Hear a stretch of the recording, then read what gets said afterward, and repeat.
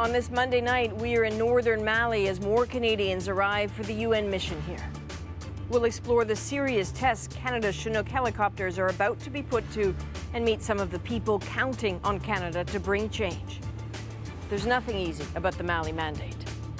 Also tonight, a CBC News exclusive, a former Mountie speaking out about his time in the force and a $1 billion lawsuit claiming harassment, bullying, and intimidation.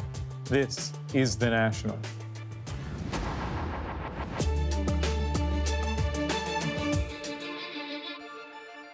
Mali feels like a place right on the edge of everything, crushing poverty that holds some people back and pushes a lot of trouble forward. What happens in Mali has ripple effects that reach to Europe and beyond. That's just part of the reason why Canada is sending 250 peacekeepers here. More from the early team arrived today. They're all coming here to the UN's Camp Castor in the northeastern city of Gao. This is far from the capital of Bamako. Gao is a gateway to vast tracts of ungoverned desert. And for Canada's helicopters, it is simply where they have to be to reach the trouble spots. At Camp Castor, we got a sense of what Canadian peacekeepers will face here and reminders about why this mission matters. And so to work, the Canadians arriving on a tarmac that's still really under construction. The learning comes with the very first step. We could feel the heat. It's very, the temperature and the challenge will be very high here. Excitement. Really? Not a lot of Canadians get to come to Africa. Now that this advanced team contingent has arrived, one of the first things that will happen is a handover with the German crew who are taking their helicopters out on June 30th. There is a lot of information to pass on. There's a good chance one of the briefings will begin with this, the pictures of the sandstorm at the base the other day. However bad the Canadians think the sand will be here, the Germans who are currently doing the medical evacuations say, forget it, it's worse. But the sand gets into everything, including the ventilators? Yes, I don't know how it comes in, but it comes in any single pore. So it's the sand is that fine if you compare it, for example, with the sand in Afghanistan, that just have a look. I cleaned it yesterday in the evening and it's, again, everything is sandy. A thought about the incoming Canadian Chinooks. They can carry more people than the German helicopters, which is a good thing for a terrible reason. When attackers hit UN convoys, there are a lot of wounded. On his second tour of Mali, this German pilot is not exactly effusive about the mission's impact so far. I personally can't determine any progress here, but I hope things are developing. Have you had a chance to talk with many of them? What did they tell you? No, No? No. I'm an aviator. Usually I'm at least 30 feet above the ground, and we did not have any personal encounters with the local population here. That's a good point. Some things you can only assess at ground level. This isn't Gao, it's the capital of Mali, Bamako, further south. It's where people who've been able to flee go, and it shows. Those who know the place well say it's swelling. Already this is a country where 60% of the population is under 25, and that population is doubling roughly every 30 years. That means real economic pressure. Scared is more than a reasonable answer for two teenage girls. They've joined others in a project sponsored by Canada aimed at teaching women marketable skills. They're learning to make soap to sell. There's a whole series of trades being taught here. Help women find work and you keep families fed is the reasoning. But it's still no guarantee, and war in the north is never far from their minds. Madine Traore is all of 19. People know there's no security in the north, she says, which means they have no choice but to stay here. That's a problem. It is, which is why stabilizing Mali will be about more than taking away fear. It will have to be about giving hope. The UN wants women to have an important role here. It's even spelled that out in the resolution authorizing this mission. And that's in keeping with the Trudeau government pledge to deploy more women as peacekeepers. But as Murray Brewster reports, this mission comes up short. It all looked and sounded so good in Vancouver, last fall's peacekeeping conference. Women bring a unique and valuable perspective to conflict resolution. There was not only political clout, but star power. Less than 4% of all peacekeepers are women. And this is what it looks like on the ground now. Canada's new mission in Mali. The Liberal government and the military, both eager to showcase the involvement of women. It begs the question of how many women are among the 250 aircrew and troops. The Canadian Armed Forces have done their work of making sure that we have the right people. Our numbers is going to be approximately, it'll be a 14% of women. That is just shy of the 15% target set by the Security Council. It is, however, better than the UN average for all of its missions. And Harjit Sajjan insists Canada's numbers will get better when other promised missions materialize. When that will happen is anybody's guess. Canada is committed to providing a 200-soldier rapid reaction force and military trainers to instruct other nations in UN peacekeeping. For some critics, the Liberal government is providing too few troops over too short a time. If we want to have a real impact on the number of women peacekeepers, we have to lead by example. And that means we have to fully re-engage in peacekeeping. The Canadian military has struggled lately to attract and retain women. New figures show that when they do join, women prefer either the Air Force or the Navy, not the Army. And that is a problem, especially if Canada wants women to be seen as leading on the ground. Murray Brewster, CBC News, Ottawa. There are good reasons for peacekeepers to be here, but they are also targets. From 2013, when this mission started, through to the end of last month, 170 UN personnel have been killed here. In terms of danger, no other mission comes close. Last year, Mali accounted for a third of all UN peacekeeping fatalities, and the threat shows no sign of letting up. Here, keeping the peace can look a lot like fighting a war. Over 2 months this spring alone, the UN says armed groups carried out 44 attacks, killing and maiming civilians, Malian soldiers, and UN personnel. They will attack the UN maliciously. They will launch mortars and artillery and rockets into UN camps. They will send in suicide bombers. So that makes it extra dangerous. Ironically, it was another international intervention that may have helped unleash this chaos. Our Prime Minister has been clear, Gaddafi has to go. Canadians joined the coalition that helped a 2011 rebellion overthrow Libyan dictator Muammar Gaddafi.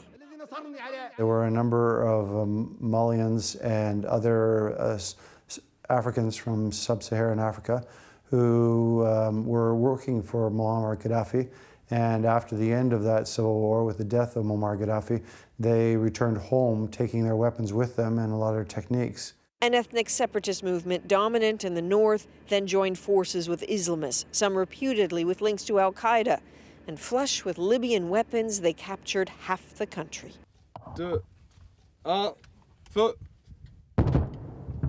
So France intervened in Mali, beating back the Islamists, and a UN mission began to help keeping armed factions from tearing the country apart.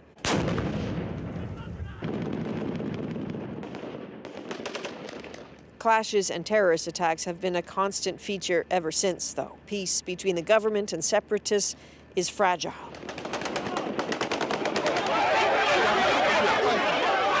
Mali's democracy is fragile, too. Long postponed elections are scheduled for the end of July, and opposition supporters have been injured in clashes. Protests are now banned. When we spoke with Canada's Chief of Defence Staff yesterday, General Jonathan Vance, he gave us a hard limit on Canada's commitment here, 1 year only. That for a UN mission whose needs only seem to grow with time. In 2013, the mission was authorized for up to 11,000 troops. By 2016, that had expanded, allowing a force strength of up to 13,000. Originally, the focus was on stabilizing population centers, protecting civilians, and supporting the peace process. Later, counterterrorism was added to the mandate. That's unusual and controversial. Critics say it makes UN peacekeepers a party to the conflict. Ian, this is a year-long mission that we will all be watching closely. For now, though, back to you in Vancouver. All right, thank you, Adrian. Now from Canada's peacekeepers to its national police force, Canada's public safety minister says there is no place for harassment or bullying in the RCMP. That is the government's response to a story that CBC News first broke this morning. A new lawsuit has been filed against the force on behalf of past and present RCMP employees. The CBC's Dave Seglins has an exclusive interview with the Mountie leading the legal fight.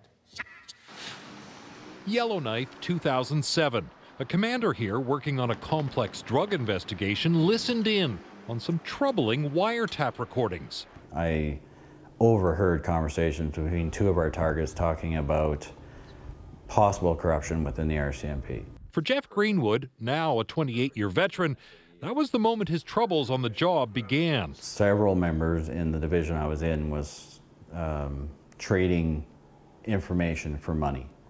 Information relating to undercover operators, information relating to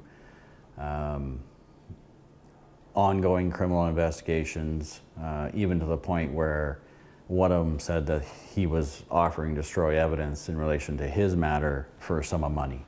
But when he reported it to senior managers, he says he was ordered to drop it, removed from his post, and ostracized. So basically, everything I had ever believed in the RCMP was kind of destroyed, and I was made to be the problem. I was made to be the bad guy in this whole situation.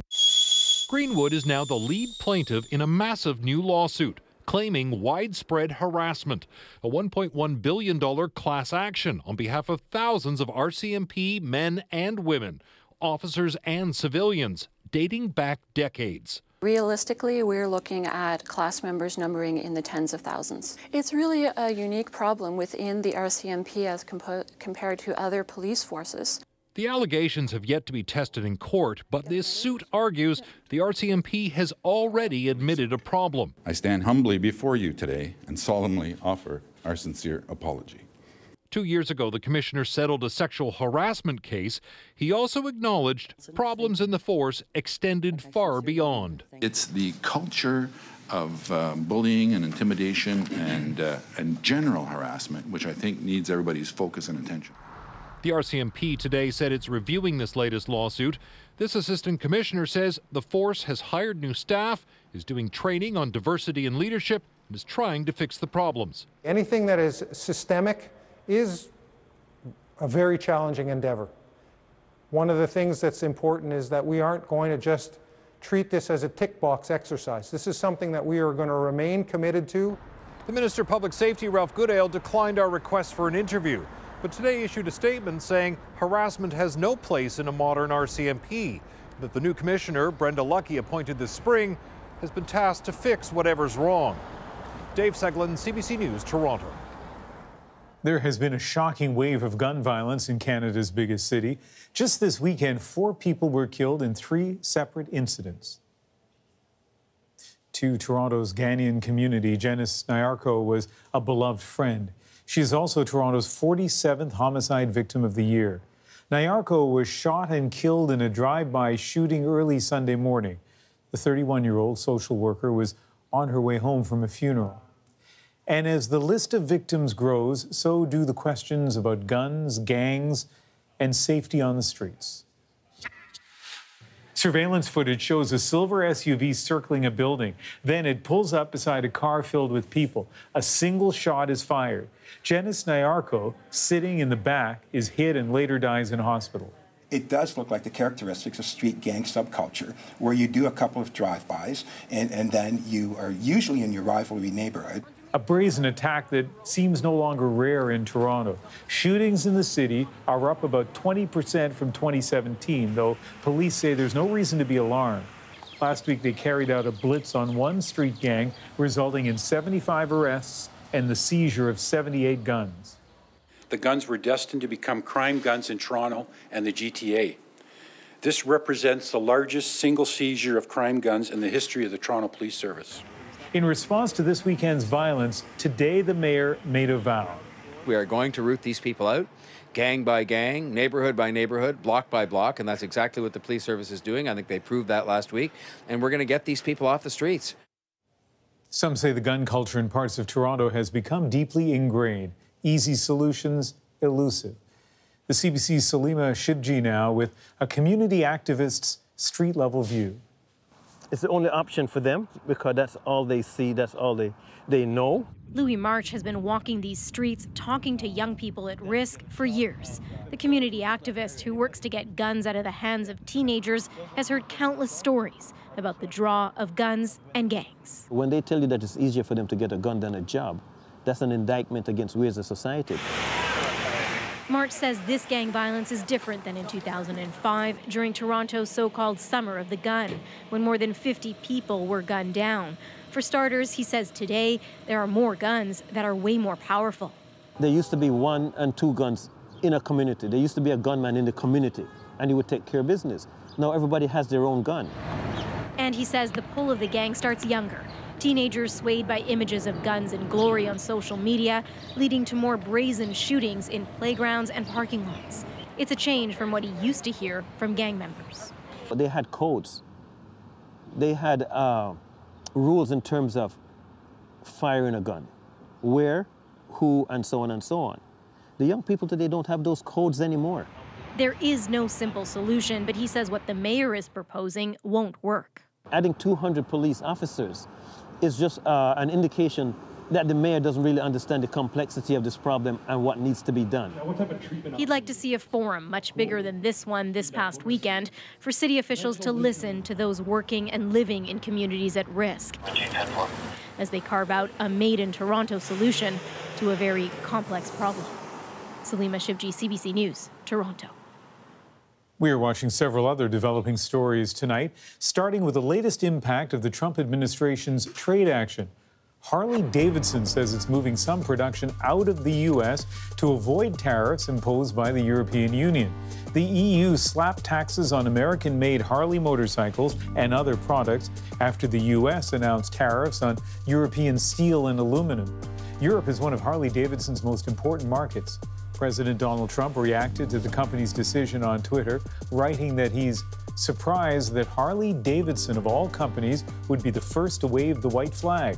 I fought hard for them, and ultimately, they will not pay tariffs selling into the EU, which has hurt us badly on trade, down $151 billion.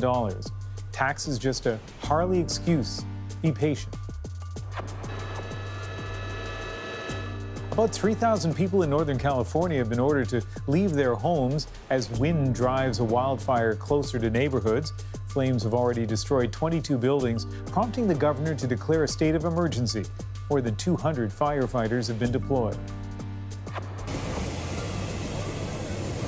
Prince William is making history this week, becoming the first British royal to make an official visit to Israel and the Palestinian territories.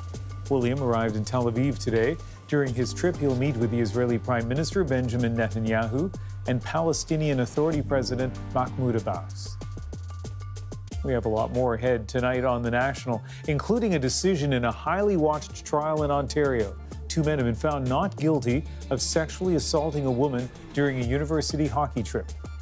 And with legal pot on the horizon and thousands of jobs up for grabs, we look at the challenges of a nationwide hiring spree.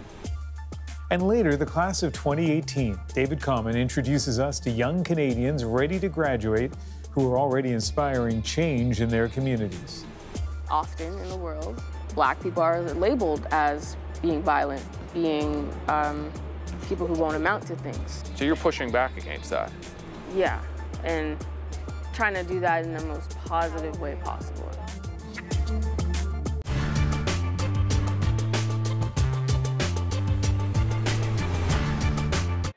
Many of us live our lives on our devices. Mobile banking, private messages, photos. Passwords keep our most personal information private and secure.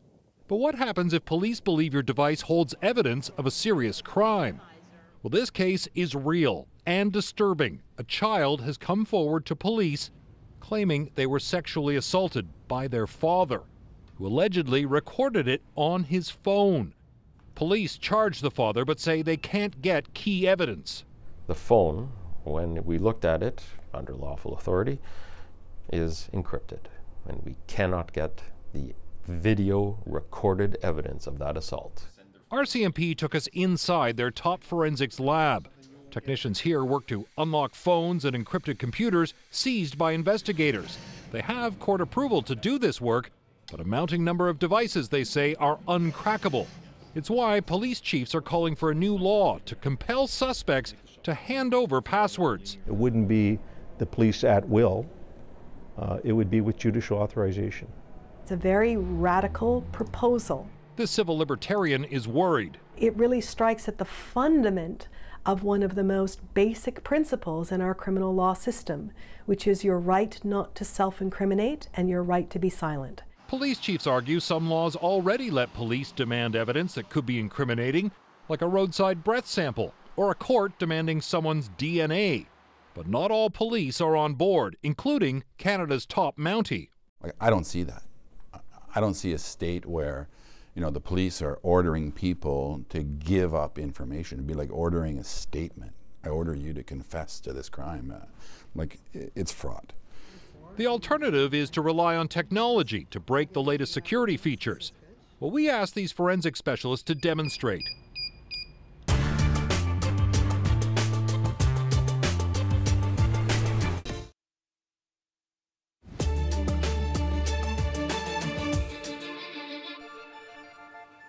The allegations were so disturbing they put an entire university hockey team under a cloud of suspicion for 4 years.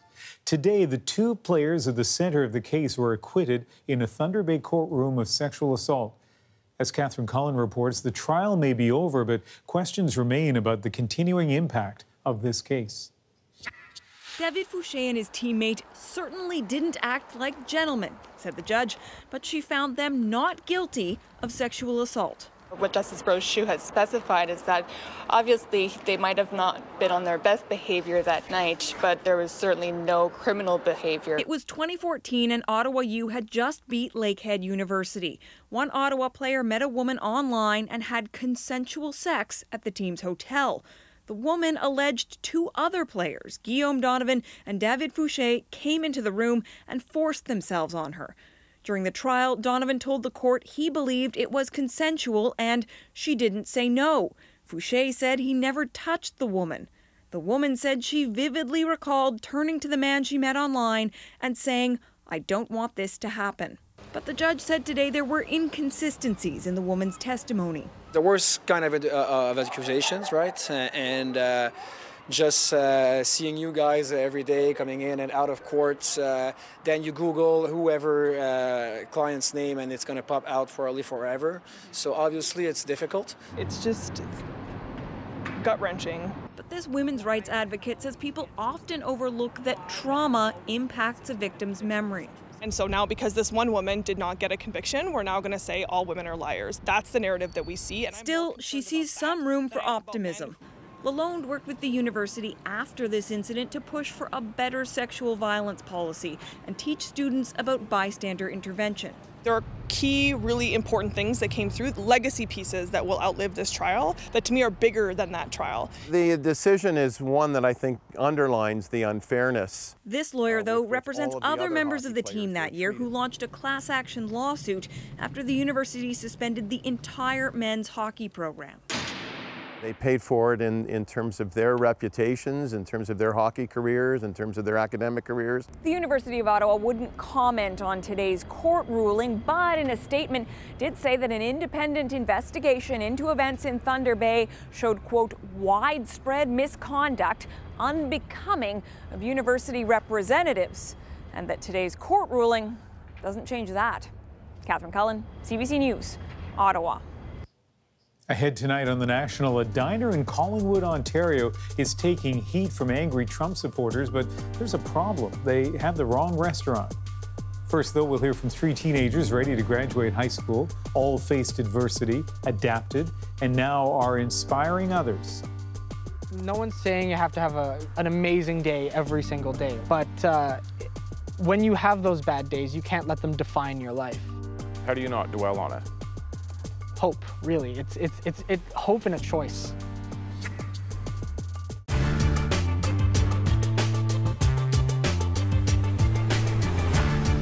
Most restaurants have a tip-out policy, a common practice where servers share not a portion of their tips, but a percentage of everything they sell. But as the minimum wage has been hiked, some employers are hiking the tip-out too, taking money from the servers and giving it to the other staff. It's really not fair. Grace Ford works at a family dining chain in Alberta. Walk me through this. You make minimum wage. Yes, I do. It's $13.60 right now. What do people in the kitchen make? From what I know, there's $15 an hour to $32 an hour. So why do you have to give some of your money to them if they're making more of an hourly wage than you are? They want to make more money as we begin to make more money. But since, times are hard and my boss cannot afford to pay them more money, he's going to take more money out of my total sales in food for the day instead of giving them a higher wage. That sounds to me like you're subsidizing your employer. Yeah, it does feel like it. Grace forks over 4% of all the food she sells, but that's about to increase to 5%. Just in the past week, how much have you tipped out? I've tipped out $413.62. So even if she doesn't get tipped, she's still on the hook to pay that percentage to the restaurant. I am a little frustrated. There's days where I work 12 hours and I still, I give out $80 that I've worked all day for. Money Grace is saving to go to nursing school. Hard-earned money that I have sweat and almost cried over through the past week working for that just kind of disappears into thin air. She's not alone, but she's one of the few people willing to go public. So, to find out how widespread this is, we're checking out some popular chains. First up, a Kelsey's location in Ontario. We're protecting the identity of the servers who could lose their jobs for speaking up.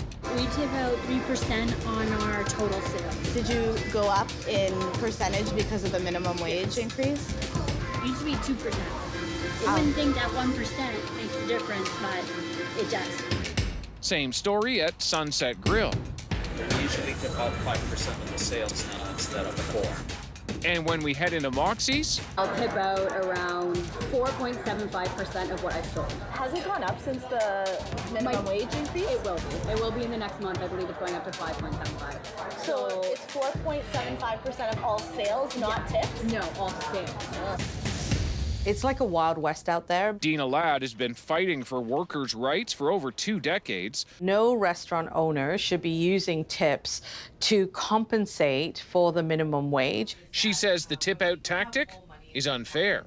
If they are trying to recoup that money to pay other people or to cover other costs, then that needs to get challenged, and we need to make sure that people know about it. Because it's happening almost everywhere we visit.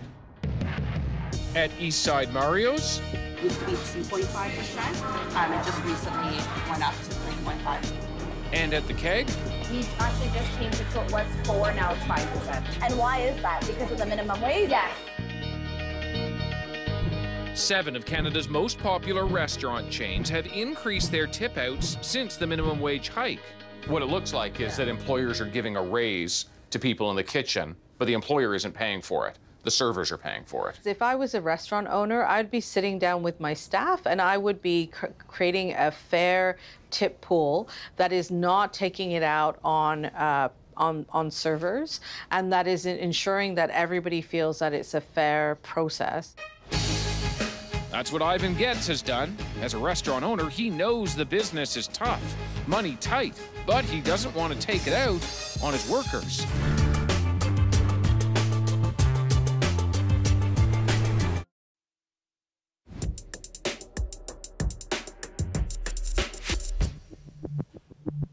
School is winding down across Canada after a year in which students proved to be big drivers of change. Teenagers from Florida pushing their message of gun reform all the way to Washington. But they are not the only ones building the future they want to see. David Common tracked down some determined grade 12 students on this side of the border. It doesn't take an extraordinary person to overcome amazing odds. It's your choice whether or not you get up and fight and continue to work hard for what you want. As you zoom in and out. It started out as being something that I want to show to the people in the community so that we kind of start to change our ideas of ourselves. There is a quote, like, I believe in it so much. It says, like, if you want to do something, just believe in yourself, and that's actually what I'm doing. These 3 impressive teens don't quite fit the stereotype. Sure, they like their selfies, but they're not shallow, not apathetic. It's a nice building. Yeah. They've each faced major adversity head-on, adapted, 1, 2, 3, 4. and now inspire their own communities. Grade 12 student Cardisha Provo loves her community, one of Canada's oldest, a terminus of the Underground Railroad. But outsiders rarely talk about the good.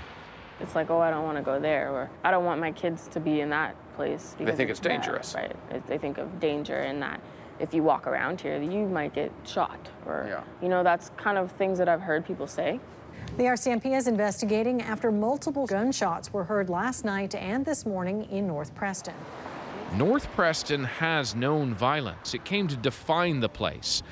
And that inspired Cardisha to redefine how the area is seen, largely for those who live here, becoming a one-woman video blogger, the voice of North Preston. Hi, my name is Cardisha Provo. I'm from North Preston, and I'm back with another video. Today, we're going to be talking about what it means to be from North Preston. It's an all-black community, and often in the world, black people are labeled as being violent, being people who won't amount to things, uneducated, all of those things, dangerous. So you're pushing back against that? Yeah, and trying to do that in the most positive way possible. What's your name? But the top student and student council member is about to leave off to university in Toronto. You're gonna be in front of the camera. Can everybody see me and hear me? So she's teaching others how to write their own history. Good. What can I do to better this? And I kind of wanted to change that narrative and kind of show each other a different perspective and show each other our own perspectives and kind of like shed a positive light on the successes of our people.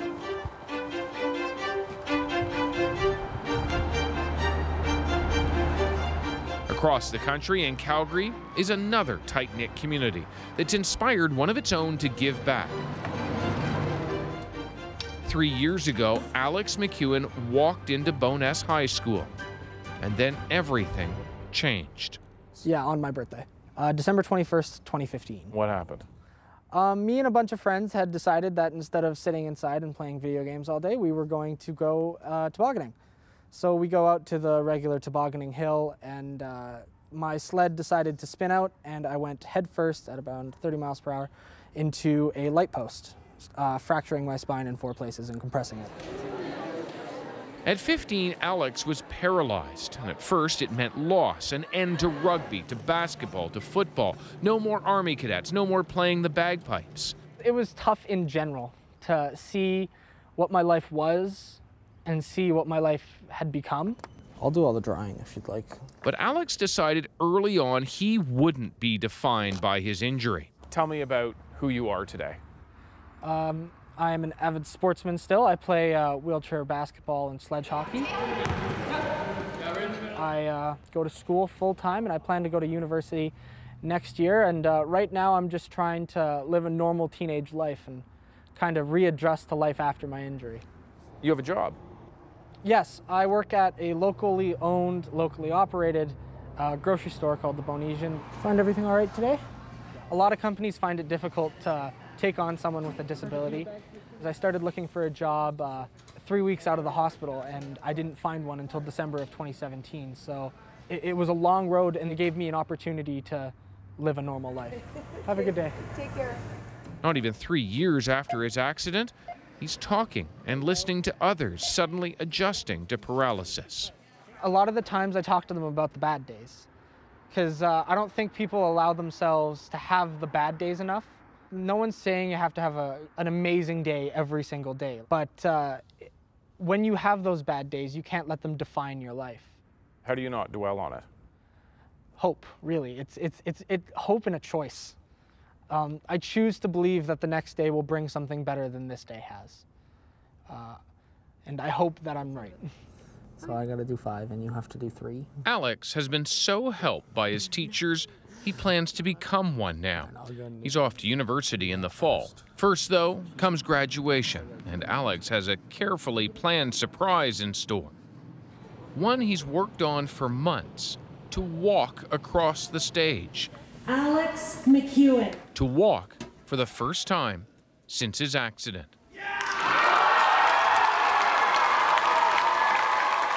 I was able to use an advanced machine called an exoskeleton, which is just a metal skeleton that goes along the outside of your body and uses electric power to stand you up and walk you as if there was no spinal cord injury present. It was a huge moment. I've had a few times in my life where I've been pushed down and I've needed to really fight to get myself back up, and I try to make sure that other people know that they're strong enough to do the same thing.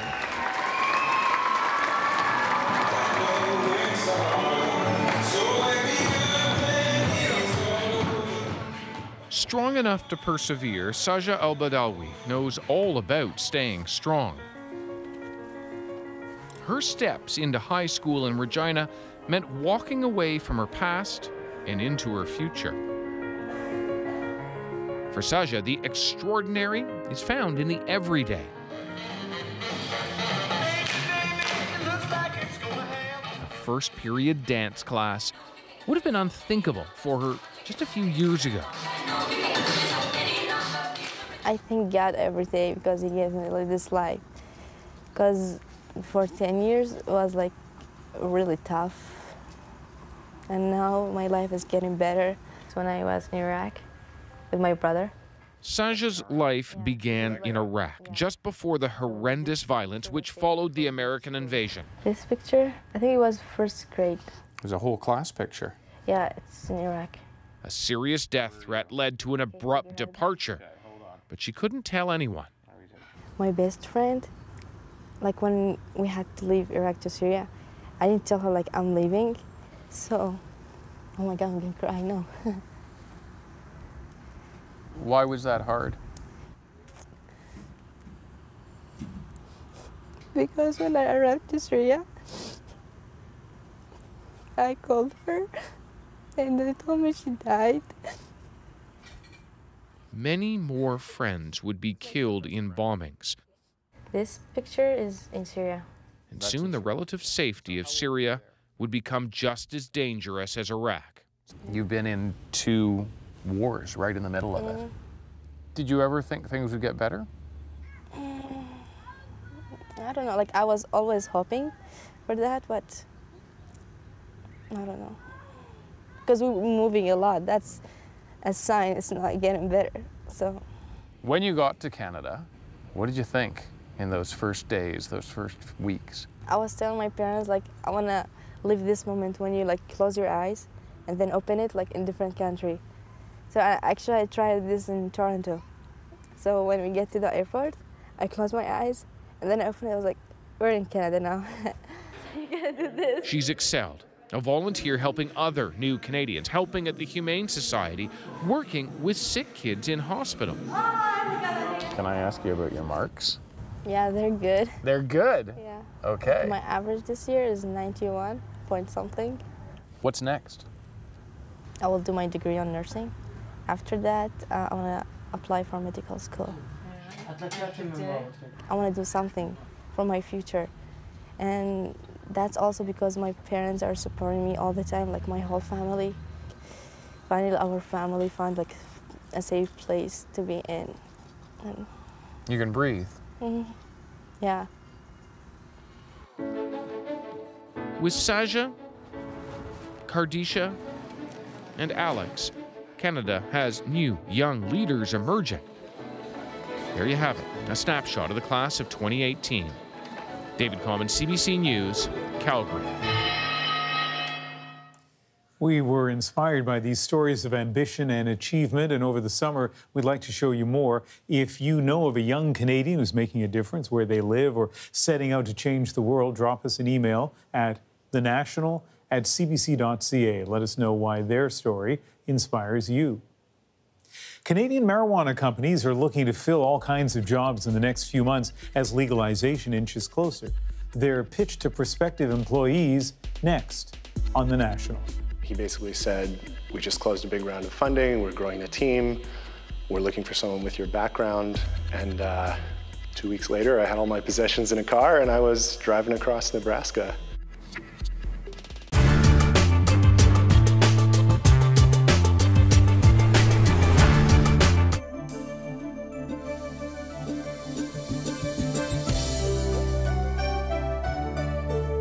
we can sell our services to the world in a far easier fashion than we've ever been able to before. Deborah Black has her own communications firm in Saskatoon. People anywhere in the world can find out about her products and services. Her firm has been on the internet since last fall. Because the technology is so new, it hasn't yet been a big moneymaker. Well, so far the benefits are marginal at this stage, but it does place us in a very advantageous position in terms of the opportunity that presents for the future. Every day, more private companies are getting their products on the internet. There's a graphic here that will have our logo and the name of Cotto Books at the top. This Regina book publishing firm is getting on the internet this week. Reg Sylvester sees the internet as a combination of a mail-order catalog and the home shopping network. We have a special grouping of books that we've done that were written by women. We call it the Women's Work Collection, so we can click on Women's Work and see the list of books. Cotto Books hopes being on the internet will mean new customers around the world, especially in the U.S. If you'd really like to order it, then you can click on ordering information and you'll find our 1-800 number there. Or you can order by fax if you'd like, or by mail. Sylvester has already discovered unexpected benefits of being on the internet. I think that you'll find that the internet is a place where book publishers can sell international rights or American rights to other publishers in those countries.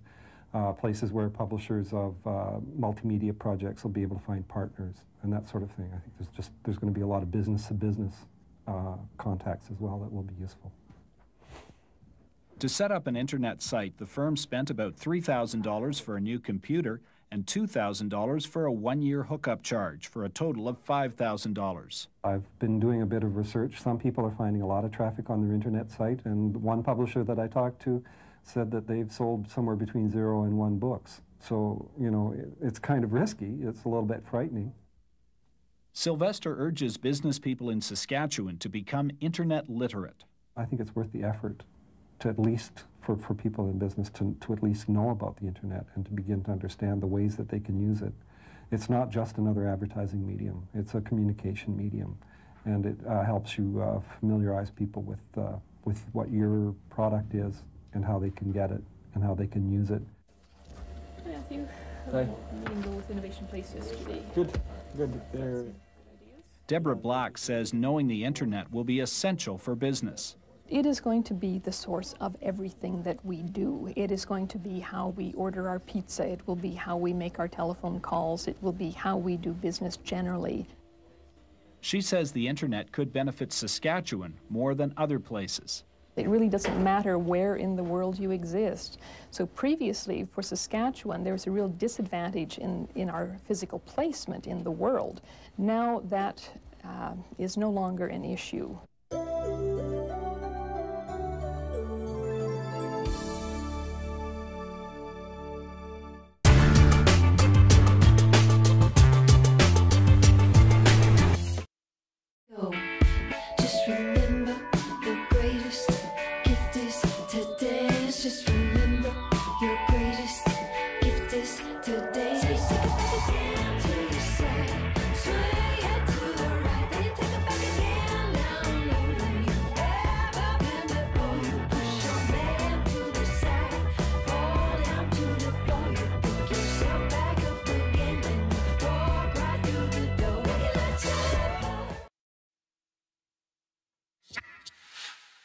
So recreational marijuana will be legal in Canada in less than 4 months, and that has many licensed producers not just scrambling to ramp up production, but to hire a lot more staff. Thousands of jobs will be up for grabs, but because the industry is so new, finding people to fill those positions could be a challenge. CBC business reporter Jacqueline Hansen looks at how companies are attracting top talent. That's right. This is one of Canada's. It's empty now, but soon this room will be packed with marijuana plants. I can see all of the work that's gone into this around me. It's exciting to get up and running and be so close to a license to start cultivating. Andrew Milne is in charge of the complex systems that will keep this 30,000 square foot cannabis production plant running smoothly. Milne used to work in Colorado, not in the pot business though. He worked at a company that produced consumer electronics. When he got a call from an old friend asking him to move home to work at a cannabis startup, I hesitated, to be honest with you. You know, it's a new field, and I had to think a little bit about, actually mostly about leaving a steady job that I liked for a startup. Very cool. But that hesitation didn't last long. 2 weeks later, I had all my possessions in a car and I was driving across Nebraska. One of the founders of Cantex recruited Milne. We enticed him back to Canada, even though he was looking for opportunities in Silicon Valley. And there's a lot more hiring to do. Cantex has 16 employees at the production facility with plans to double that. We get inundated with a lot of folks looking for employment in the cannabis industry these days. It's a pretty sexy topic. Canadian cannabis companies are on a hiring spree, and larger companies need even more workers. Canopy Growth wants to triple its workforce in the next 2 years, from 1,000 to 3,000.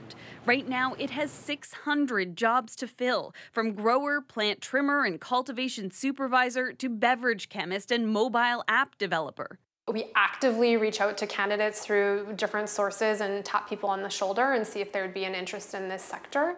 Allison McMahon recruits new employees for cannabis companies. She says the toughest people to find are cultivation experts.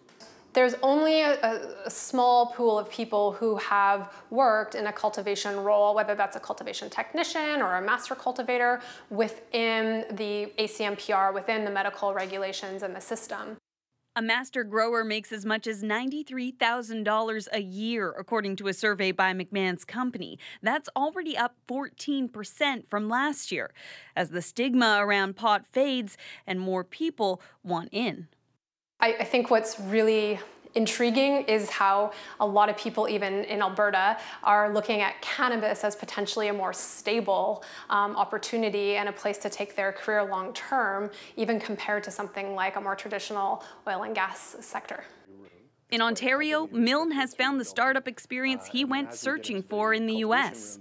It's a reverse brain drain here. You think of talent, especially technical people, generally going down to the States to pursue opportunities, but you know, the Canadian cannabis industry is so much more developed than the industry down in the States. Now part of an industry that likely won't grow this much, this fast, again. Jacqueline Hansen, CBC News, Guelph. They've changed the filter. You might be surprised at who some of the new cannabis workers are. These seniors are spending their golden years making bud look beautiful. The group took jobs at the second largest producer of medical cannabis in Alberta. To their co-workers, they've become known as the Old Lady Clippers. One of the younger staff made a remark about the old ladies. Well, oh my God, it can't possibly be us. So, then he was sorry, and he said, well, that's what they call you when you're not here. Every week, these 5 seniors arrive at Acreage Farms, zip up their white protective suits over their matching tees, and get to work. We do the clipping. Like you get some leaves like this and they're all yellow on the thing and you trim them all off. As for what attracted them to the pot business, when you're retired, the 4 walls in your house get boring after a while, and this is something to do. It's exciting and you learn something more every day. We can all be active and we do feel important. And that means a lot to us seniors. So what do their families think of their new gig? My son says, I'm never eating your brownies again. Those women have found one secret to a happy retirement, but for some LGBTQ Canadians, getting old can force them back into the closet just to stay safe. Our Nick Purdon is working on that story, and here's a preview. I'm not afraid of dying. What I'm afraid of is the time from now until the time that I do die. Going into a senior's home, Do you worry that people might treat you differently because you're gay? I do. This one nurse came in and said to me, look at you, you're a mess. It's bad enough that you're one of those, and now I have to come and clean you up. And for the whole time she was cleaning me, she kept making homophobic remarks. I had some friends, and one of the things they asked me was that, you know, could you stand in the doorway? If a personal service worker or a nurse would go by, signal us, because we don't want to be seen holding hands or embracing. Hoping for a little national earlier in the day? The National Today is ready for your inbox each afternoon, going deep on some of the notable stories of the day. Today was demonstrations on the streets of Tehran, protests against rising prices and a crumbling economy. You can subscribe to our newsletter, cbcnews.ca/The National.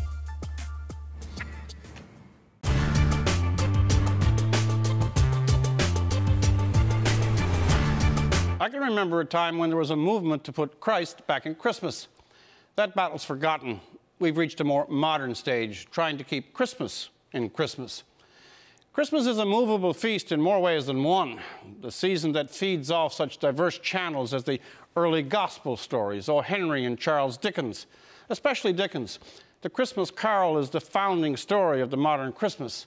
And then there are the cards, the carols, ancient and modern. There is Hollywood, Bing Crosby movies, Alistair Sims, the one with the Macy's Santa Claus.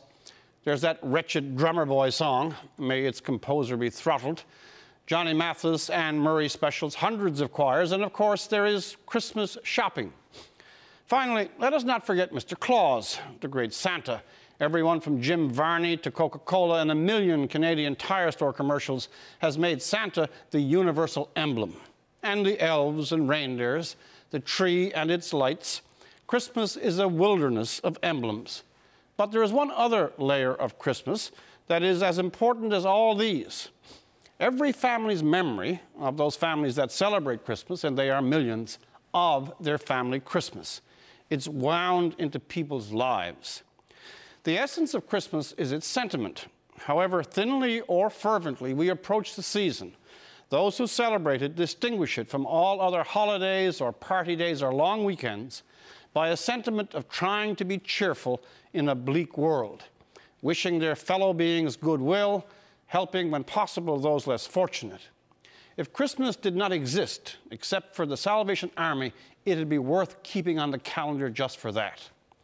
I suppose what I'm saying is that it's the least vicious time of the year, the one time when secularists and religionists agree to try, and try consciously, to live out the spirit of benevolence, wishing their fellow beings well and actually trying to mean it. But we are in the age of political correctness, and every Christmas, as sure as there is the patter of reindeer hooves on the rooftop, there will be some dry and forced controversy on whether Merry Christmas is offensive, on whether the Christmas tree should be called the holiday tree. Toronto City Council spent their energies on this fatuous debate recently. Toronto City Council once banned bare-naked ladies because their name was sexist. Enough said.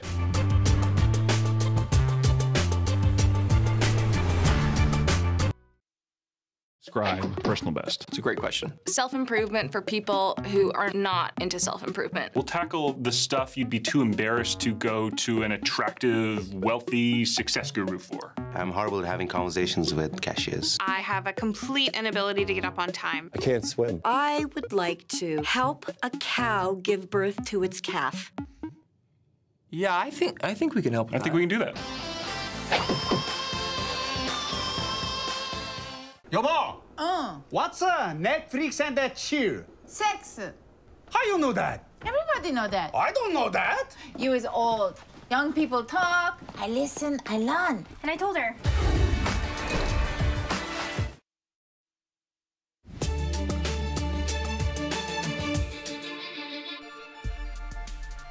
On the National tonight, following allegations of sexual misconduct, popular winemaker Norman Hardy has been stripped of his Winemaker of the Year award.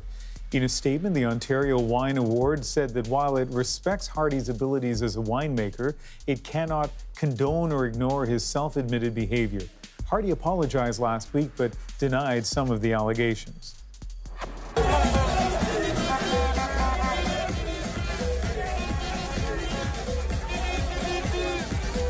That is Cristiano Ronaldo last night pleading with Iranian soccer fans to be quiet. They were partying outside the superstar's hotel room hours before Iran played Portugal in the World Cup. We can't tell whether the interrupted sleep had an impact on Ronaldo, but he did miss a penalty kick. Iran tied the game at 1, but unlike Portugal, won't move on to the second round of the World Cup. An Ottawa music festival facing an unusual yet tiny problem. A protected bird, the killdeer, is nesting where the main stage is supposed to be set up. The nest has 4 eggs. It's been cordoned off, a security guard keeping watch. Blues Fest organizers are waiting for approval from Environment Canada to relocate the nest, but they don't have much time. This festival begins next week. There is a chance your last Christmas tree may have come from Nova Scotia, but your next one probably won't. Spring frost decimated many crops in that province, trees included. The CBC's Kayla Hounsell checks out the damage. That's one of my worst affected areas. Marty Murphy welcomes today's rain. His tree lot should be a lush green by now, but it's dotted by that reddish brown after frost damaged many of the branches. That area there, about 75% or so of those trees will not be marketable this year. Some people have tree lots that 90% or 100% of their trees look that red. Plucking off those dead clusters will save some this year. Others, he says, will still be struggling years from now. This will set this back several years. And he's not alone. There is widespread damage to balsam fir trees across the province after temperatures plummeted to -6 in early June. This isn't a frost, this is a freeze. These are evergreens, of course, but in June, they're not prepared for the cold. In the fall, the tree produces alcohol, and that goes into the cell structure, and the alcohol keeps the cell structure from freezing in the winter, so it acts as an antifreeze, really. According to some estimates, the industry will take a $15 million hit this year, plus the trickle-down effect. There's going to be a lot less money spent in rural Nova Scotia. A lot less money. Keddy is pushing the federal and provincial governments to launch an assistance program. He says 80 growers showed up to an information session he organized. It's pretty disheartening, and everyone's looking for answers as how do we move forward? He says he doesn't think Canadians will see the price of Christmas trees increase this year because the prices have already been established. Meanwhile, farmers assess the damage. Nothing like this has ever happened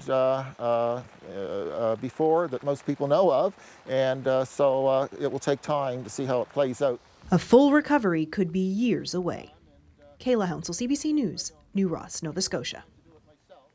And this is a big industry we're talking about. Canada exported more than $43 million worth of Christmas trees in 2016. Nova Scotia exports a lot of those, the second most in the country. But Quebec is Canada's undisputed champion. More than half of exported Canadian trees come from Quebec, and they're sent all over the world, including Australia, Thailand, and the UAE.